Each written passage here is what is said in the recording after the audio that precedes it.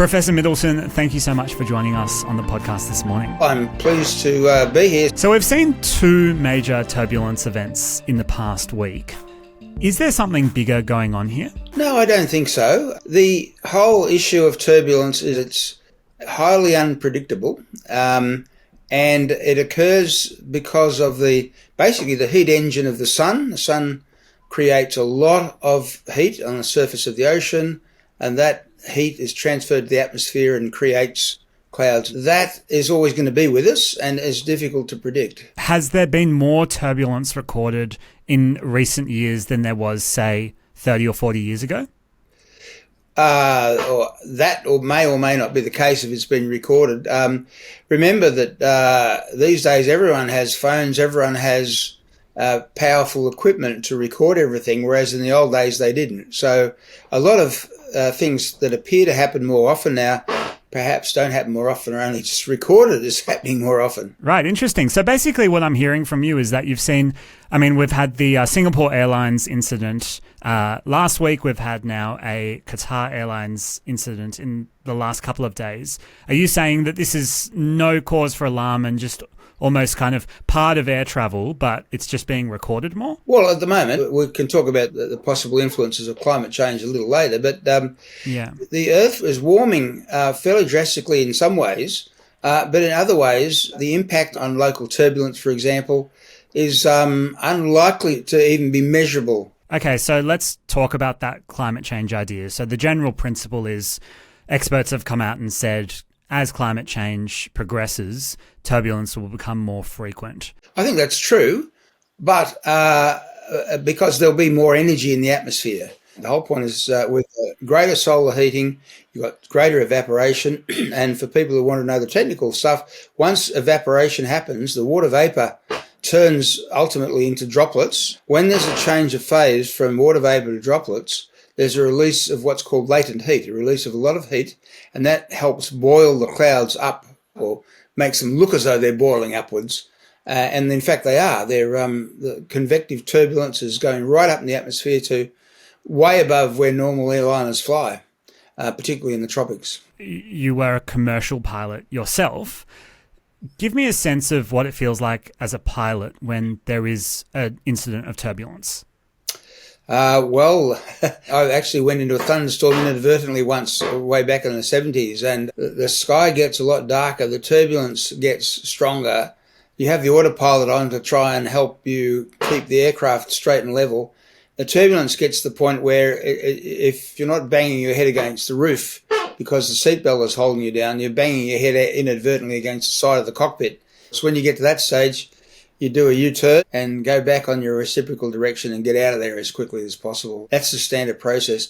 And it's fairly scary because ultimately very severe turbulence can cause damage to the aeroplane. Could it be severe enough that the plane itself could crash? Well, yes, or you have structural damage to the control surfaces, for example. So, yeah, all airliners will try and avoid turbulence. They'll avoid big thunderstorms. Now, the weather radars that are in aeroplanes are not actually weather radars. They're a bit like the Bureau of Meteorology's radar. They are rain radars. They only get reflection from decent-sized water droplets, not from vapour. So that when you're flying in an area where there's rain, the radar, even on the best jets these days, will give you a lovely return of where the rainfall is intense, and you'll know then to avoid that. But areas surrounding that might still have strong updrafts and downdrafts, but you don't see them in the radar. You know they're probably there, but you don't see them in the radar. So what you're saying is that there's ultimately a certain level of, unforeseen risks that come with turbulence. Is there an effort in the aviation community to build tools that can better predict where that turbulence is coming from, or is that almost like kind of predicting God? Well, the trouble with turbulence is that it's momentary. So, for example, you can have a zone of turbulence which is really intense for 1 or 2 minutes with downdrafts and updrafts, and then 2 minutes later it's gone. The meteorologists can say, look, the atmosphere is fairly unstable at the moment. We're going to have very intense growth of cumulus clouds into cumulonimbus clouds. This will produce intense turbulence in patches.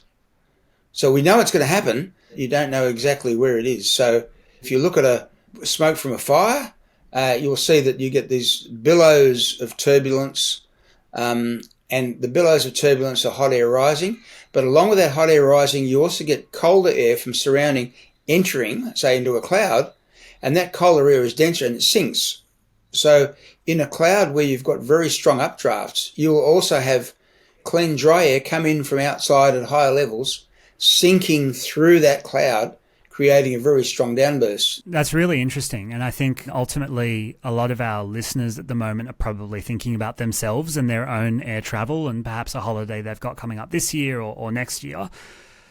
Is it getting to the point where airlines should be enforcing seatbelt rules whenever you're in your seat, or do we need to be thinking of extra safety precautions, or are you kind of maintaining that position you gave me earlier that, this is not out of the ordinary, it's just in the media? Hello, I'm James and I produce the video you're watching. If you're enjoying what you're watching, we'd love it if you considered subscribing and checking us out on our other platforms. It'd really help in getting the word out about what we're doing here at TDA. Thanks very much, and now back to the deep dive. Common sense. I mean, you need to get up and go to the restroom occasionally when you're on a long flight. I like to stretch my legs, to avoid DVT, for example. So we do encourage people to get up and move around a little bit. But the safety issue there was that if everyone who was sitting had their seatbelts on, then probably only the cabin crew and 2 or 3 people who got up to go to the restroom would be hurt. Now, most people are smart enough not to get up in the middle of meal service to try and get to the bathroom because the trolleys are in the way. Nearly all of the passengers during that meal service should have had their seatbelts on, even loosely, and then most of them wouldn't have been hurt. Now, I know that Singapore Airlines are doing an investigation into exactly what happened. It was obviously a major event that made international headlines, so I'm sure that there'll be a bit of detail around exactly how that played out. It's not an unheard of procedure for pilots. If you're flying an aeroplane and the sun is fairly intense, the sun's lower in the sky and it's coming from the west and it's blazing in the cockpit, for people to step a map or a chart or something up against that window just for the time being to screen you a little bit from that intense sun, because they don't have window shades in the cockpit.